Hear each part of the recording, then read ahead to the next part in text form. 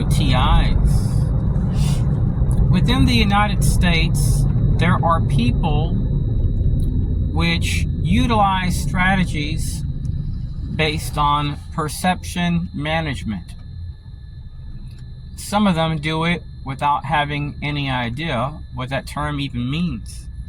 But there are groups involved in internal affairs, public affairs, and so on throughout the United States, which will try to paint a different picture in the minds of those which work under them or with them, that what they're doing is ethical. You may have noticed that there are some videos concerning activities which are really suspicious, concerning like false flag activities, and things are blurred out or missing. Well, that's typically because somebody within the government has made a request so that way that video looks blurry, people can't see it too well, or the video gets terminated for no reason when there's nothing in that video which breaks that social media outlet's rules. So perception management strategies may be based on trying to change the target's perception of reality. And that can easily be done with role players, surveillance workers, agents, contractors, stakeholders, civic groups, cops, sheriffs, police chiefs. And the only thing they have to do is say, we give the okay.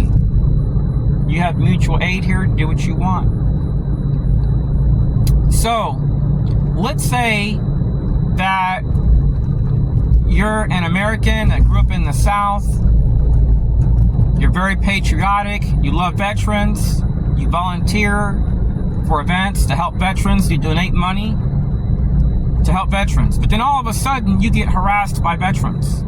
How would you feel? You would feel bad, right? Knowing that you have invested thousands upon thousands of hours to raise money to help veterans, to support them, to later get harassed by some. And there are targets which are being harassed by veterans. There are targets being harassed by 8A business vendors and disadvantaged veteran-owned businesses that are taking the word of a partner. They're not questioning that partner.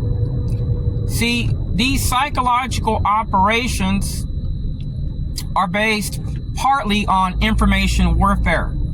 So they are partners which share information, and when you try to figure out what's going on, oh, it's classified. It's a matter of national security. We can't give that to you. Or they just slam the phone on you. It's typical, American stuff that TIs experience from our national security apparatus. FBI, CIA, and these different partners, interagency partners. See, terrorists do not write the FBI or NSA or DHS to access their Privacy Act request. Their Privacy Act files. People that are terrorists are in hiding. People that make 80 videos on one channel, 200 over here, 400 over here, 1,000 over here, those aren't terrorists. If you're not promoting violence, if what you're promoting is based on promoting counterterrorism awareness of threats, how are you a threat? How's a dissident going to label somebody a dissident if they don't have any ties to radicals and extremists? They don't receive phone calls. They're just complaining about being harassed by a veteran or an Israeli or LGBT and diversity inclusion groups. Who's the threat? The person hiding, the group hiding? Or the person exposing what's being done? Especially when it can clearly be seen that they do not gain from exposing this. If anything, they'll be hurting more. They're not earning revenue from videos, making a living off of it. See, when you expose a flaw within the system, there will be people which will at times try to punish you. Kind of like what happened to DHS whistleblower Julia Davis. I mentioned her quite a bit in my videos, because I don't want people to ever have to go through something like that. And I'm hoping maybe one politician may see my videos and say, no, we got to make sure this does not happen to other Americans. See, people don't care about others unless they're impacted in the same way. Then they give a damn. Then they care, like, this is wrong. You know what it is just to simply go out and eat and you're harassed upon arrival? Or you've gone to all these federal agencies and not one will help you.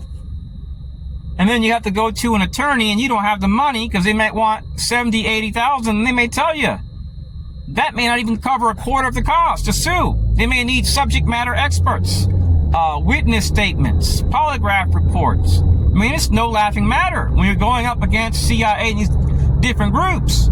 Judges typically throw out cases saying, nah, we side with the CIA. They're national security partners. We trust them. They're the good guys. They would never break our laws and violate our constitutional rights.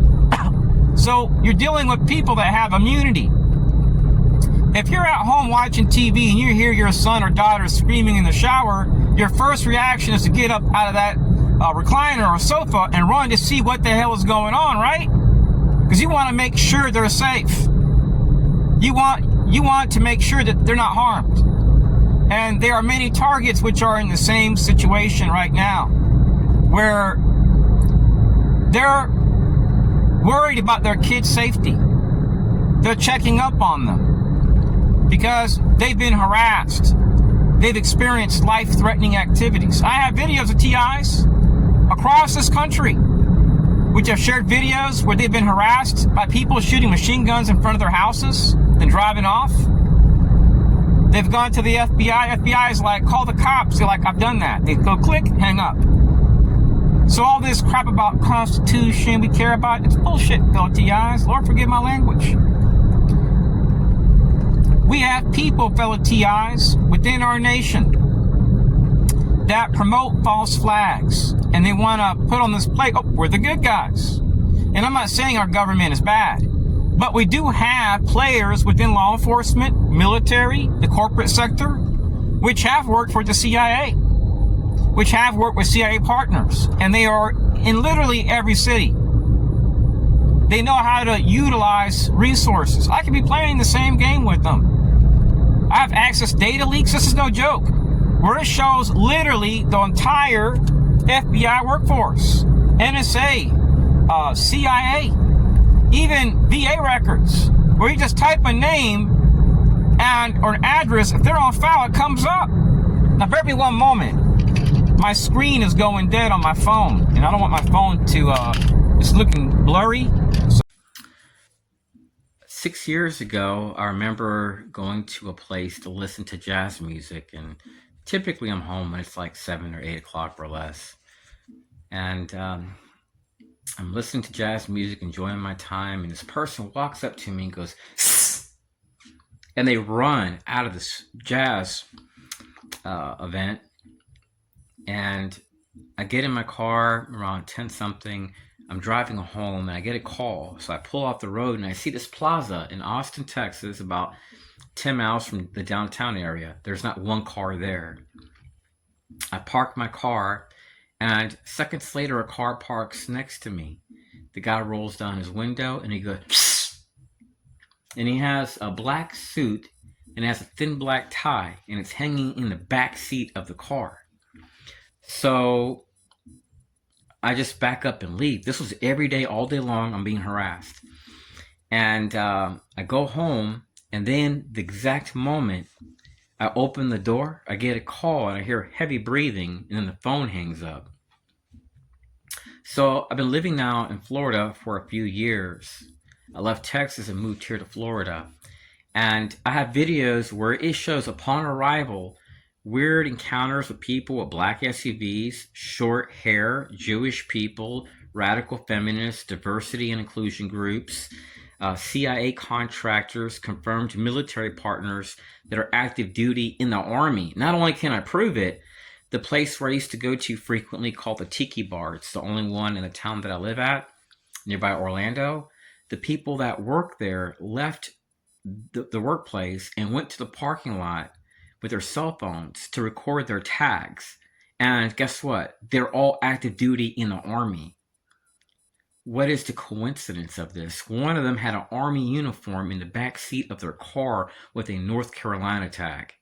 And they documented these people walking up to me and whistling very close to my face, whistling. And they also noted one guy, which is a local and a member of American Legion. So it's just really strange, fellow TIs, how I've documented a pattern of being harassed by veterans in Northwest Florida, Albuquerque, New Mexico, Austin, Texas, now Central Florida. And this is no joke. Just a few months ago, I took a car drive to Lakeland, Florida, and these people don't even live in Lakeland. And one lady walks up and goes, "Psst." She moves, and another guy goes to the same exact spot.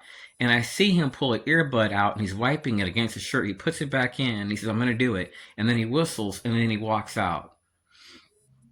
So these are people, fellow TIs, that conduct their activities in a manner based on deniable plausibility, and they're doing psychological operations.